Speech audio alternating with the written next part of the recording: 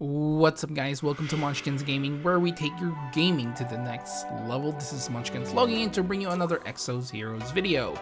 And welcome back to another core raid guide. In this video we are going to take a look at this Synergy core raid. So before we start, as always, like and subscribe if you haven't already, because it does help this channel and I really do appreciate it. But without further ado, let's start this video. Alright guys, so we'll start this off with the passive that every single one of these characters will be sharing, despite having different names. So this one is the one Wilkes has, Screaming Soul, which will grant immunity to all reflected damage and status, debuff, or mark effects.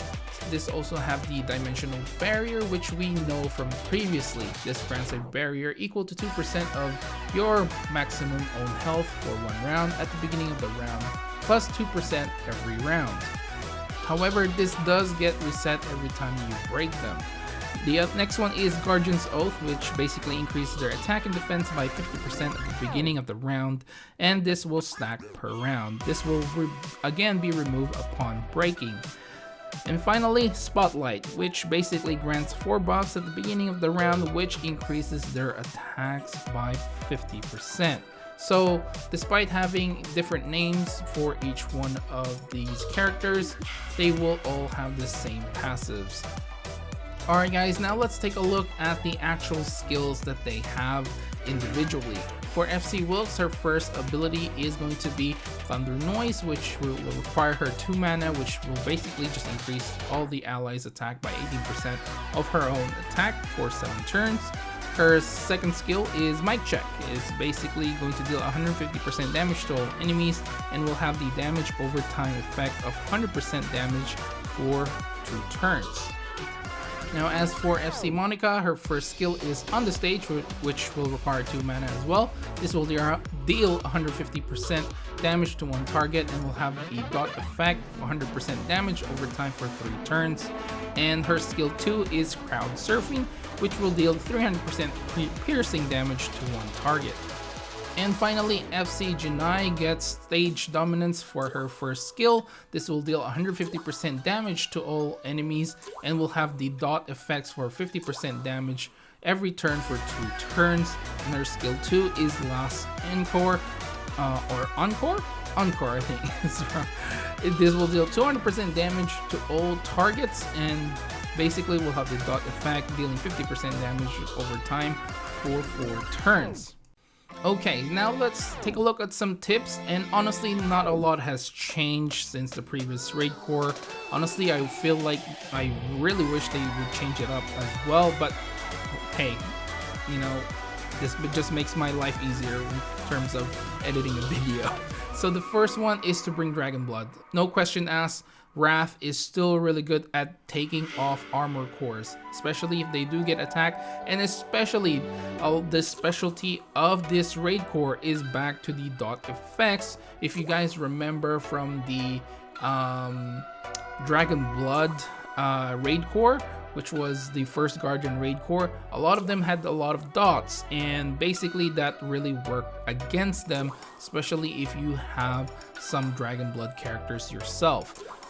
However, if you do not have any of the Dragon Blood characters, I suggest highly bringing some characters that have dot effects. So basically, any skill that have like damage over time that is corresponding to their nature or to their I guess armor cores is the right more appropriate word. So this will help you removing those armor cores, resetting their buffs as well. So the sequence for this particular raid core is going to be Nature to Dark to the Ice element for their armor cores per their HP bar. So just make sure, you know, if you have a very strong Nature characters, maybe you can only just bring one of them and bring a little bit more Dark and Ice elements. So I'll leave it up to you guys depending on what your situation is. The fourth one is you can definitely burst down the HP bars if you time it right, and you can skip the dark element. So that is something that you can do if you don't really have a lot of dark element characters. What you can do is break her at the right time and make sure you have a lot of burst abilities to basically unload on these enemies and basically skip the dark element. Now the next one is, it just goes without saying, we have elemental enhancement now. So if you can further enhance those characters to break multiple armor cores, it'll definitely speed up the process, especially if you're farming for those tickets. And number 6, a couple of characters that I would just highly suggest you use: FC Rara, FC Gennady, FC Tantoro for the nature characters. There are a bunch more nature characters that have damage over time effects, so there aren't any really lacking, there aren't any lack of characters for the nature element. Now for dark characters, you have FC Wilkes or Wilkes herself. And we also have Keylok, which is the new character. Ramji can work pretty well as well. However, you do need the Fear of the Abyss because he can definitely apply those self-harm. So that is something that you can use.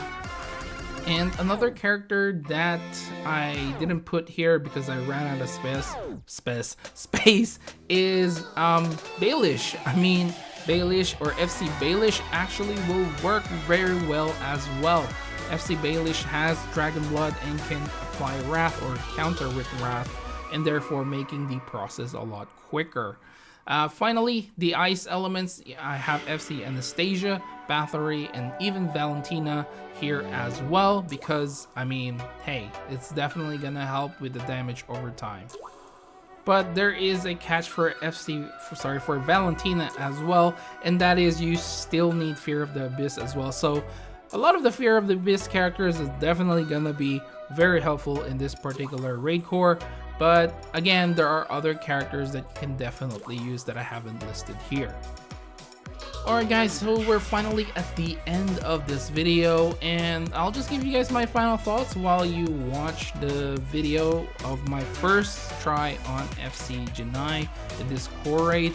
Overall, I mean, there's really not much to say because a lot of the gimmicks are pretty much the same, and I really do wish they would change it up somehow just to make things a little bit interesting and not very mundane, that you're just farming the same thing over and over.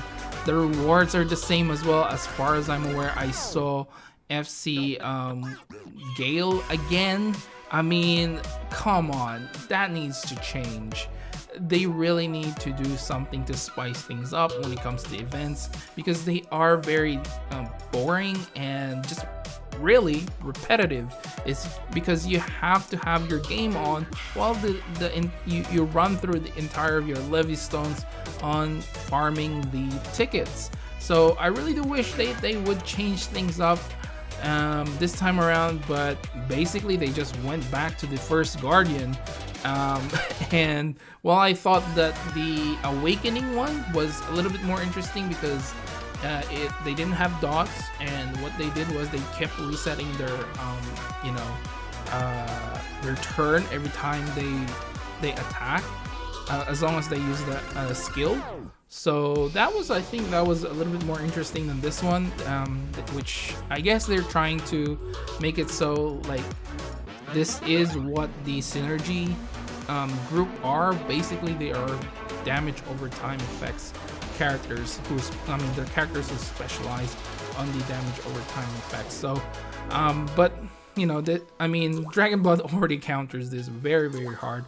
If you're new, don't worry about not being able to clear it the first time around because their HP do stay the same when you leave that particular fight or when you get defeated. So for example, you got up to like 2 bars of their health and then you end up dying. Don't worry, they will only have 1 bar left the next time you go in there. So that is something that is like beginner friendly, but yeah, it's very hard to farm if something like that happens. And I do think even like the Summer Festa one was a little bit more interesting than this one, but again, I would just like them to change things up And yeah, those are my final thoughts about this particular core raid, core raid, guys. Please do remember to click like and subscribe if you haven't already, because it does help the channel, and I really do appreciate it. We're still trying to aim for that 5,000 subscribers, which we aren't really going to make it. I think the subscriber count increase is just not as fast as I would hope. So I think we're just gonna aim for somewhere close to that. Even if we get to 3K, I'll be pretty happy. So also make sure that you leave down in the comments below what you think they can change for these core raids. If you have any good suggestions, I'd like to hear them, or I'd like to see them in the comments down below. And also you can follow me on Facebook and on Twitter at Munchkins Gaming. This is Munchkins logging off. Thank you very much for watching, and I will see you guys in the next level.